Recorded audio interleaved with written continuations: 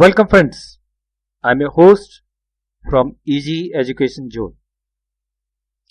Friends, इस video में हम क्लास 10th के इकोनॉमिक्स के फर्स्ट चैप्टर डेवलपमेंट को डिस्कस करने जा रहे हैं। चैप्टर छोटा ही है, पूरे चैप्टर में लगभग 3 टॉपिक्स हैं। फर्स्ट टॉपिक है व्हाट इज डेवलपमेंट, यानी हम किस सिचुएशन को डेवलपमेंट का नाम दे सकते हैं, और क्या डेवलपमेंट का मतलब सभी के लिए सेम होता है या different people have different notions of development. Development को डिफाइन करने के बाद में हम आते हैं टॉपिक डेवलपमेंट क्राइटेरिया पर। हम अगर डेवलपमेंट के लेवल को पता करना चाहें, दो सोसाइटीज या दो कंट्रीज के डेवलपमेंट लेवल को पता करना चाहें, तो हमें डेवलपमेंट को मेजर करना पड़ेगा, उसे क्वांटिफाई करना पड़ेगा। तो इस टॉपिक में डेवलपमेंट को मेजर करने का क्या क्राइटेरिया है वो बताया गया है। एक्चुअली वर्ल्ड की 2 ऑर्गेनाइजेशन, वर्ल्ड बैंक और यूनाइटेड नेशंस डेवलपमेंट प्रोग्राम ही डेवलपमेंट को मेजर करती हैं और कंट्रीज को डेवलपमेंटल लेवल्स के हिसाब से कंपेयर करती हैं। तो जो वर्ल्ड बैंक है उसका डेवलपमेंट का क्राइटेरिया है एवरेज इनकम या per capita income of the country, जबकि United Nations Development Programme income के साथ साथ एजुकेशन और हेल्थ को भी डेवलपमेंट का इंपॉर्टेंट क्राइटेरिया मानता है। चैप्टर के लास्ट में डिस्कस किया जाता है कि जो प्रेजेंट मॉडल ऑफ डेवलपमेंट है ये सस्टेनेबल भी है या नहीं, यानी हम इसे कंटिन्यू रख सकते हैं या हमें रोकना पड़ेगा, और अगर कंटिन्यू नहीं रख सकते, अगर सस्टेनेबल नहीं है तो उसके रीजंस क्या है। फ्रेंड्स, हर एक इंडिविजुअल के डिजायर्स होती हैं, एस्पायरेशंस होते हैं। Everybody has certain goals in life. Fulfilment in desires का, इन एस्पायरेशंस का और उन गोल्स का अचीवमेंट, इसी को हम डेवलपमेंट कह सकते हैं, प्रोग्रेस कह सकते हैं। क्योंकि लोग डिफरेंट होते हैं and they are in different life situations, उनके डिजायर्स और एस्पायरेशंस भी डिफरेंट होते हैं। तो हम ये कह सकते हैं कि different people have different developmental goals. Example के लिए एक लैंडलेस लेबरर को क्या चाहिए? मोर डेज ऑफ वर्क और बेटर वेजेस। ये दोनों चीजें उसकी इनकम को इंक्रीज करेंगी, बढ़ाएंगी। इसके अलावा उसे एक लोकल स्कूल चाहिए जहां वो अपने बच्चों को एजुकेशन के लिए भेज सके। दूसरी तरफ पंजाब के एक प्रॉस्पेरस फार्मर को क्या चाहिए? उसकी क्रॉप्स के लिए हायर सपोर्ट प्राइस और फार्म के लिए चीप लेबर, जिससे कि उसके प्रॉफिट मार्जिन ज्यादा हो, उसकी इनकम बढ़े। इसके अलावा क्योंकि उसके पास में रिसोर्सेस हैं अपने बच्चों को फॉरेन भेजने के लिए, एजुकेशन के लिए, तो उसे एजुकेशन अब्रॉड की फैसिलिटीज चाहिए। ये जो डिफरेंसेस हैं डेवलपमेंटल गोल्स में, वो कभी कभी इतने ज्यादा हो जाते हैं कि दो इंडिविजुअल्स के डेवलपमेंटल गोल्स एक दूसरे के अपोजिट, यानी कन्फ्लिक्टिंग डेवलपमेंटल गोल्स बन जाते हैं। एग्जाम्पल के लिए किसी भी एक प्रॉस्पेरस फैमिली की जो गर्ल है, वो अपने ब्रदर के बराबर फ्रीडम चाहेगी। वो चाहेगी कि वो बाहर जा सके, अपनी एजुकेशन कंप्लीट कर सके, बाहर जॉब्स टेकअप कर सके।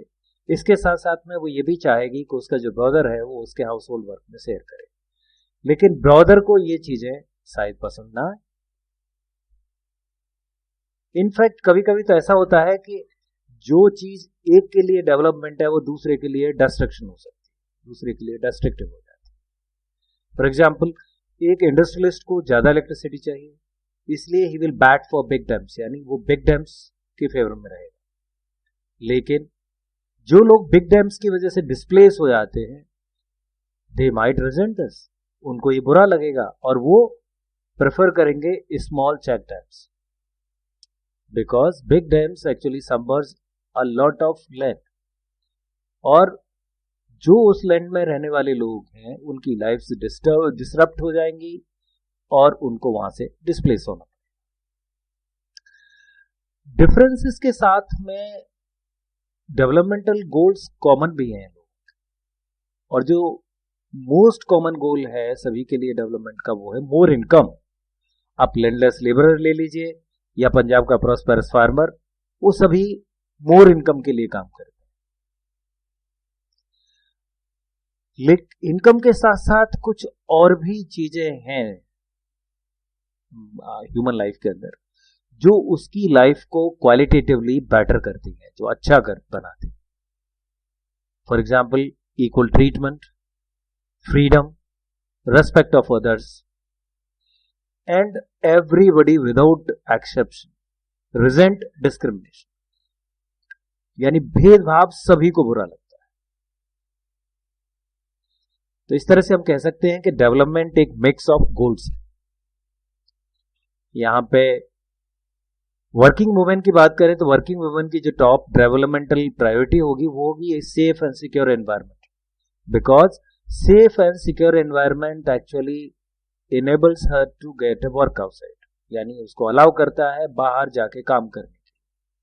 और जो वर्किंग वुमेन पेड वर्क में एंगेज होती हैं उनकी डिग्निटी और रेस्पेक्ट सोसाइटी, उनकी फैमिली के अंदर ज्यादा हो जाता है, बढ़ जाता है, और उनकी फैमिली के male members house hold work में ज्यादा शेयर करने के लिए भी रेडी रहते हैं।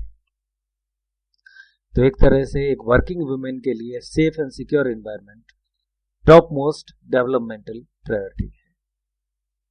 अब बात आती है कि डेवलपमेंट को मेजर कैसे किया जाए, क्योंकि अगर हम डेवलपमेंट लेवल्स को मेजर नहीं कर सकते तो हम कंपेयर नहीं कर पाएंगे कंट्रीज को, सोसाइटीज को।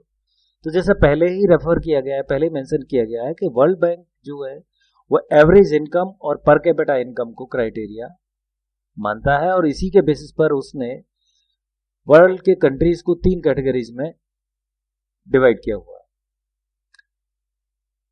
है। फर्स्ट कैटेगरी में जिन कंट्रीज के इनकम $12,236 के इक्वल या इससे ज्यादा है तो उन्हें हाई इनकम कंट्रीज में रखा गया है, और जिन कंट्रीज की इनकम $1,005 और इससे कम है उनको लो इनकम कंट्रीज में रखा गया है। अब जिन कंट्रीज की इनकम इसके बीच में है, यानी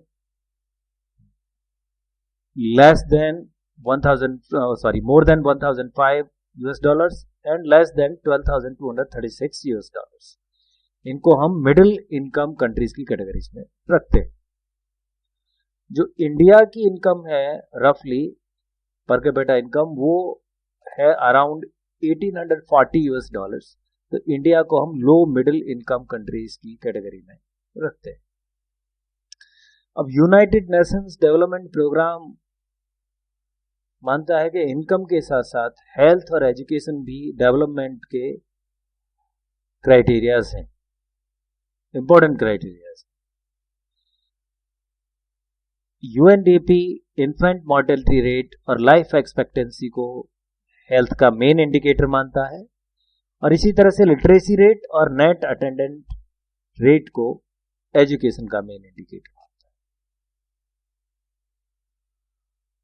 है। अब मनी इंपॉर्टेंट है लाइफ में, यानी इनकम लेवल जो डेवलपमेंट का एक इंपॉर्टेंट फैक्टर है, लेकिन कुछ इस तरह की भी चीजें हैं जिन्हें हम मनी की हेल्प से नहीं खरीद सकते। कुछ ऐसी भी चीजें हैं जिन्हें मनी की हेल्प से नहीं खरीदा जा सकता, जैसे pollution free environment, unadulterated medicine and protection from infection. ये डिपेंड करेगा कि आप किस तरह की कम्युनिटी या सोसाइटी में रह रहे हैं। क्या वो सोसाइटी कॉन्शियस है एनवायरमेंट पॉल्यूशन और इसके हार्म्स के लिए, तो क्या वो प्रिवेंटिव मेजर्स लेती है? क्या वो सोसाइटी मेडिसिन अडल्ट्रेशन के हार्म्स से अवेयर है और क्या इसके प्रिवेंटिव मेजर्स हैं? क्या जो कम्युनिटी आपके आसपास है वो इन्फेक्शंस के प्रिवेंटिव मेजर्स लेती है, ये कोशिश करती है कि इन्फेक्शन और ज्यादा न फैले? जो कि आप पैसे से नहीं खरीद सकते। अब बहुत सी फैसिलिटीज की जरूरत होती है एक अच्छी लाइफ को लीड करने के लिए, और कुछ फैसिलिटीज उनमें से ऐसी हैं कि जिनका बेस्ट और चीप वे जिन्हें प्रोवाइड करने का है कलेक्टिव प्रोविजनिंग यानी पब्लिक प्रोविजनिंग। इसमें सिक्योरिटी और स्कूलिंग इंपॉर्टेंट है, लेकिन इसके साथ साथ health facilities, transport and communication भी कलेक्टिव प्रोविजनिंग में आते हैं। चैप्टर के एंड में जब हमने डेवलपमेंट को डिस्कस कर लिया है तो हम सवाल उठता है कि जो प्रेजेंट डेवलपमेंट मॉडल है या मॉडर्न डेवलपमेंट मॉडल है, क्या वो सस्टेनेबल है?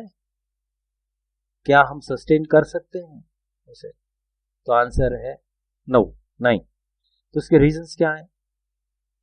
पहला रीजन है कि हम लोग रिन्यूएबल रिसोर्सेज को इतने फास्ट रेट से कंज्यूम कर रहे हैं कि वो रिप्लेनिश नहीं हो पाती हैं, रिकवर नहीं हो पाती, रिन्यू नहीं हो पाती। तो we are overusing our renewable resources, for example ground water.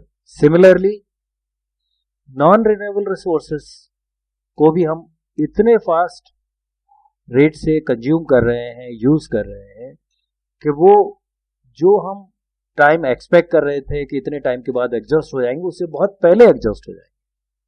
तो ये दो पॉइंट है, over use of renewable resources and exhaustibility of non renewable resources. For example crude oil. With this friends we come to the end of this video. इस chapter के multiple choice questions और subjective questions के लिए link दिया गया है इस chapter के एंड में, जहां से आप उनको डाउनलोड कर सकते हो। फ्रेंड्स, अगर वीडियो यूजफुल लगा हो तो please like, subscribe and share. Thank you.